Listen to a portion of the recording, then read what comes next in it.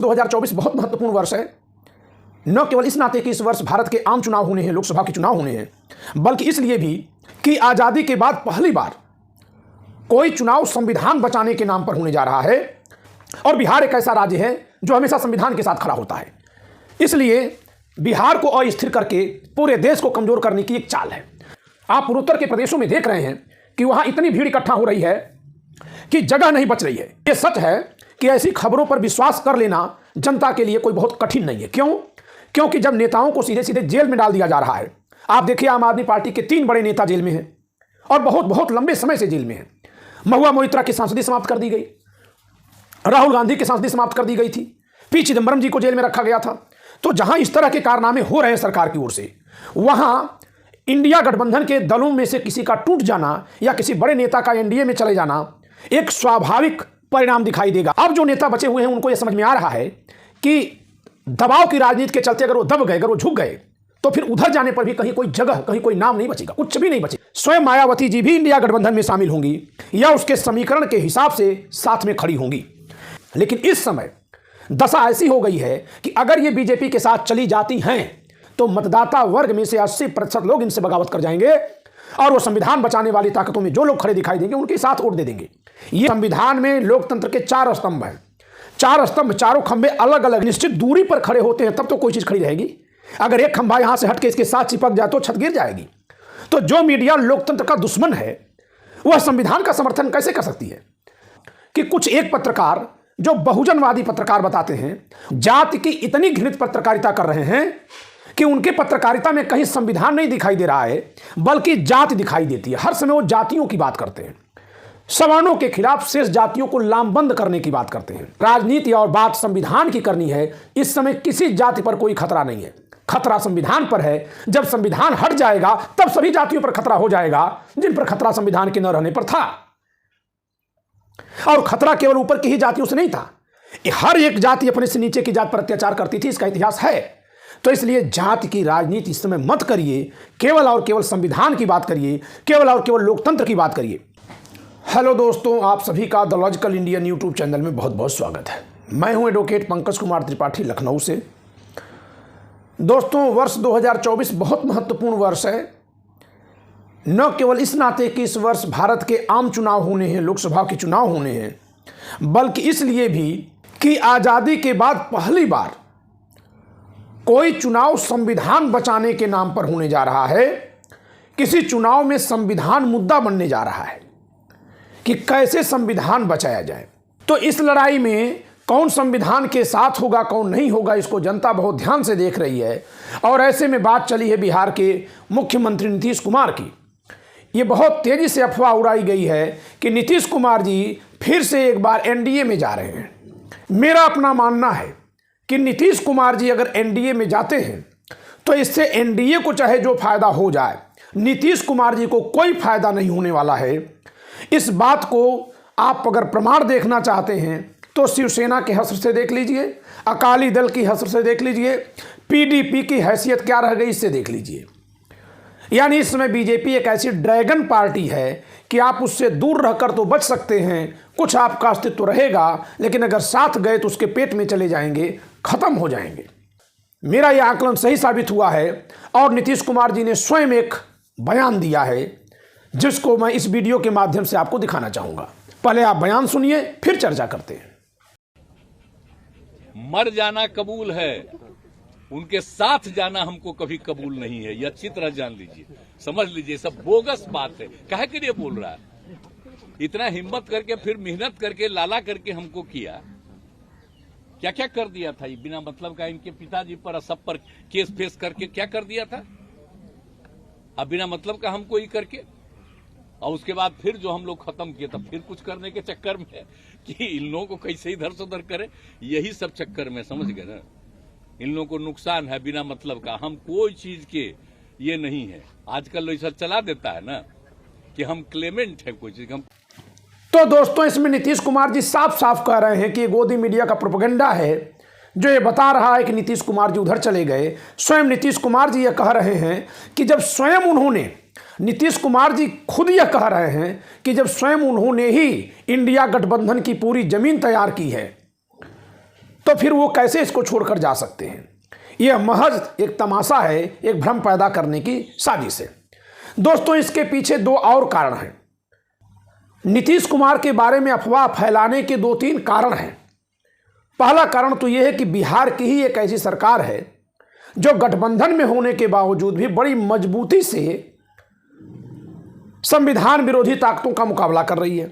और बिहार एक ऐसा राज्य है जो हमेशा संविधान के साथ खड़ा होता है। इसलिए बिहार को अस्थिर करके पूरे देश को कमजोर करने की एक चाल है। दूसरा कारण है राहुल गांधी की बढ़ती लोकप्रियता। इनकी जो समाज में स्वीकार्यता हो रही है, न्याय जोड़ो यात्रा के रूप में जो सामने आ रही है, इससे साबित हो रही है। आप पूर्वोत्तर के प्रदेशों में देख रहे हैं कि वहां इतनी भीड़ इकट्ठा हो रही है कि जगह नहीं बच रही है। तो जनता का ध्यान राहुल की न्याय यात्रा से हटाने के लिए इंडिया में फूट की झूठी खबरें चलाई जा रही हैं। यही कारण है कि ममता बनर्जी जी की बात की गई, केजरीवाल की बात की गई, और अब आ गई बात नीतीश कुमार जी पर। नीतीश कुमार जी ने साफ साफ खंडन किया है। तो ये राहुल गांधी की बढ़ती लोकप्रियता यानी विपक्ष की बढ़ती स्वीकार्यता का एक परिणाम है कि इंडिया गठबंधन में फूट डालने का कुत्सित प्रयास मीडिया द्वारा सुनियोजित रूप से किया जा रहा है। यह सच है कि ऐसी खबरों पर विश्वास कर लेना जनता के लिए कोई बहुत कठिन नहीं है। क्यों? क्योंकि जब नेताओं को सीधे सीधे जेल में डाल दिया जा रहा है। आप देखिए, आम आदमी पार्टी के 3 बड़े नेता जेल में हैं और बहुत बहुत लंबे समय से जेल में हैं। महुआ मोइत्रा की सांसदी समाप्त कर दी गई, राहुल गांधी की सांसदी समाप्त कर दी गई थी, पी चिदंबरम जी को जेल में रखा गया था। तो जहां इस तरह के कारनामे हो रहे हैं सरकार की ओर से, वहां इंडिया गठबंधन के दलों में से किसी का टूट जाना या किसी बड़े नेता का एनडीए में चले जाना एक स्वाभाविक परिणाम दिखाई देगा। एक स्वाभाविक परिणाम है उस दबाव की राजनीति का जो सरकारी और संवैधानिक संस्थाओं के दुरुपयोग के माध्यम से सरकार कर रही है। चाहे अजीत पवार का महाराष्ट्र में बीजेपी के साथ चले जाना हो या शिंदे गुट का शिवसेना से अलग होकर बीजेपी के साथ जाना हो, यहां तक कि हेमंत बिस्व शर्मा का भी जो कांग्रेस छोड़कर के बीजेपी से प्यार उमड़ना है, वो भी इसी राजनीति का एक परिणाम रहा है। लेकिन अब जो नेता बचे हुए हैं उनको यह समझ में आ रहा है कि दबाव की राजनीति के चलते अगर वो दब गए, अगर वो झुक गए, तो फिर उधर जाने पर भी कहीं कोई जगह, कहीं कोई नाम नहीं बचेगा, कुछ भी नहीं बचेगा।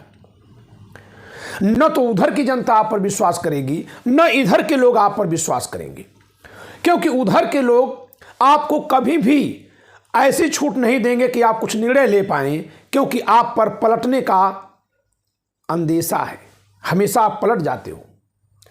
तो इसीलिए इन नेताओं के बारे में मैं बता दूं कि चाहे वो नीतीश कुमार हो या ममता जी हो या अरविंद केजरीवाल हो, छोटे मोटे मतभेदों के बावजूद भी मेरा अपना अनुमान है कि ये सब के सब लोग संविधान के साथ रहेंगे।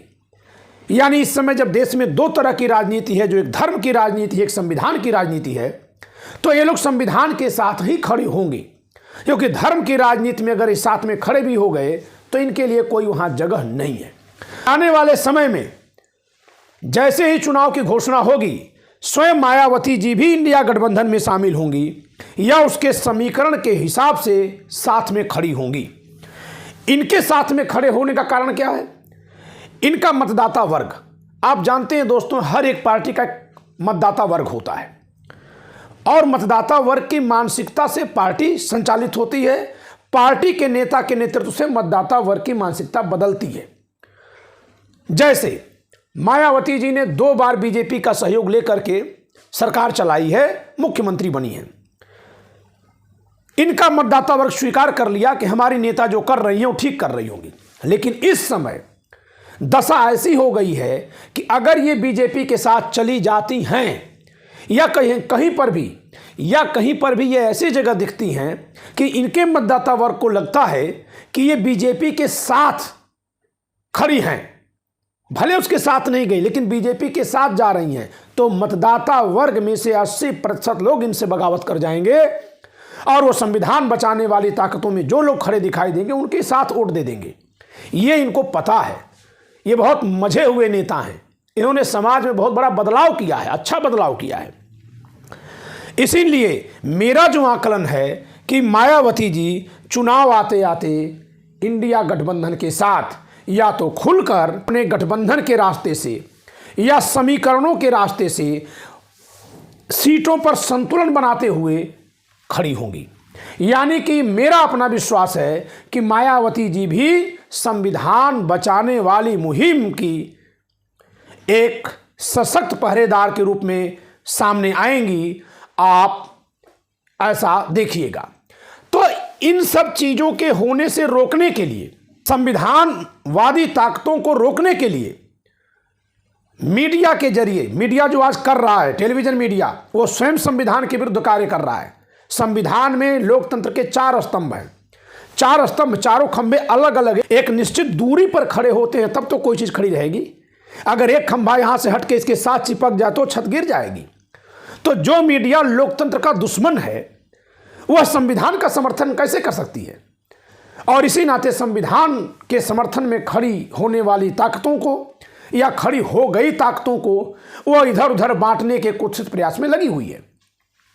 दोस्तों, हम सबका यह काम है, जो संविधान चाहने वाले लोग हैं, कि वे संविधान को समझें और अपने अपने नेताओं से या सभी नेताओं से संविधान के साथ खड़े होने का दबाव बनाए रखें। तभी लोकतंत्र और संविधान इस देश में बचेगा, तभी इस देश में सामाजिक, आर्थिक, राजनीतिक न्याय बचेगा, तभी इस देश में विचार, व्यक्ति, धर्म, उपासना और विश्वास की स्वतंत्रता बचेगी, तभी इस देश में समता और प्रतिष्ठा का अवसर बचेगा, तभी इस देश में बंधुता बचेगी और तभी भारत की एकता और अखंडता सुनिश्चित बनी रहेगी। नहीं तो इन सब पर खतरा आ जाएगा। तो इसलिए मेरा आप सबसे करबद्ध निवेदन है कि आप लोग संविधान के साथ खड़े होइए, संविधान के साथ खड़े होने के लिए नेताओं पर दबाव बनाइए और आप सब ऐसा काम करिए जिससे जन जन तक संविधान पहुँचे। और उसके लिए मेरी वीडियोज में बहुत सारी वीडियोज संविधान पर हैं, उनको आप लोगों तक पहुँचाइए। मैं एक बात और कह करके आज की वीडियो समाप्त करूँगा कि कुछ एक पत्रकार जो बहुजनवादी पत्रकार बताते हैं, वो जात की इतनी घृणित पत्रकारिता कर रहे हैं, घृणित पत्रकारिता कर रहे हैं, जात की इतनी घृणित पत्रकारिता कर रहे हैं कि उनके पत्रकारिता में कहीं संविधान नहीं दिखाई दे रहा है, बल्कि जात दिखाई देती है। हर समय वो जातियों की बात करते हैं, सवर्णों के खिलाफ शेष जातियों को लामबंद करने की बात करते हैं। मैं बता दूं दोस्तों कि चाहे आप कितना भी लामबंद करने की कोशिश कर लें, अगर आप जात की लामबंदी करेंगे तो सवर्णों के खिलाफ करने पर ये एक अपने आप में एक ग्रुप बनेगा और यहां से 2 ग्रुप यहां अगर मिल जाएगा तो फिर ये बड़ा ग्रुप बन जाएगा, क्योंकि हर किसी को जात के हिसाब से फिर आगे जगह चाहिए। तो जात की राजनीति नहीं करनी है, राजनीति और बात संविधान की करनी है। इस समय किसी जाति पर कोई खतरा नहीं है, खतरा संविधान पर है। जब संविधान हट जाएगा तब सभी जातियों पर खतरा हो जाएगा जिन पर खतरा संविधान के न रहने पर था। और खतरा केवल ऊपर की ही जातियों से नहीं था, हर एक जाति अपने से नीचे की जात पर अत्याचार करती थी, इसका इतिहास है। तो इसलिए जाति की राजनीति इस समय मत करिए, केवल और केवल संविधान की बात करिए, केवल और केवल लोकतंत्र की बात करिए। एक बात और बता दूं कि ऐसे लोग बड़े सुनियोजित तरीके से काम कर रहे हैं कि वो 2 हिस्से में बांट दें समाज को। आप इस समय देखिए यूट्यूब पर जितने चैनल चल रहे हैं, इन चैनल्स के जरिए जो विचार दिया जा रहा है उसमें हर जाति धर्म के लोग हैं। उसमें सवर्ण भी आपको बहुत बड़ी तादाद में मिलेंगे, ओबीसी मिलेंगे, SC ST समुदाय के लोग मिलेंगे, अल्पसंख्यक समाज के लोग मिलेंगे। हर लोग मिलकर संविधान बचाने की मुहिम उसी तरह चला रहे हैं जैसे कभी भारत छोड़ो आंदोलन में हर विचारधारा के लोग खड़े होकर के काम कर रहे थे। ऐसे में अगर कोई संविधान के अलावा कोई दूसरी तीसरी लकीर खींच करके बात कर रहा है तो कहीं ना कहीं उस टूल किट का हिस्सा है जो बांटने की बात करती है, जिसको बांटने के बाद ही अपने लिए जगह बनती है। इसलिए आप थोड़ा सा ऐसे लोगों से बच कर रहिएगा। और अगर आपको मेरी बात न समझ में आए तो YouTube पर आप थोड़ा सर्च कर लीजिए कि कौन कौन से समुदाय, जाति और धर्म के लोग किस तरह से संविधान बचाने की मुहिम में लगे हुए हैं। आप पता लगा लीजिएगा कि इस समय कौन कौन से नेता संविधान बचाने की वजह से जेल में हैं। तब यह समझ में आएगा कि जो कोई पत्रकार बहुजन के नाम पर ऐसी पत्रकारिता कर रहे हैं, वे वास्तव में पत्रकारिता नहीं कर रहे हैं, बल्कि वो एक टूल के तौर पर काम कर रहे हैं। उनको लगाया गया है ऐसा करने के लिए, जिससे कि सवर्ण समाज के जो लोग संविधान बचाने के साथ खड़े होकर के अपने तर्क और बुद्धि से, अपने साहस से जो आवाज़ उठा रहे हैं, वो आवाज़ न उठाएं, वो हट जाएं, वो जात के खिलाफ चल रही आंधी में अपने जात के समर्थक के रूप में केवल सामने बोलें, या अपने जात के बचाव में बोलने में उलझ जाएं और संविधान विरोधी ताकतों पर कोई चर्चा न हो। तो आपसे एक गुजारिश है कि आप ऐसे पत्रकारों को भी ध्यान से देखिएगा और थोड़ा उनकी बातों को उसी हिसाब से सुनिएगा। तो मेरी वीडियो पसंद आई हो लाइक करिए, शेयर करिए, चैनल सब्सक्राइब न की हो तो सब्सक्राइब करिए। धन्यवाद।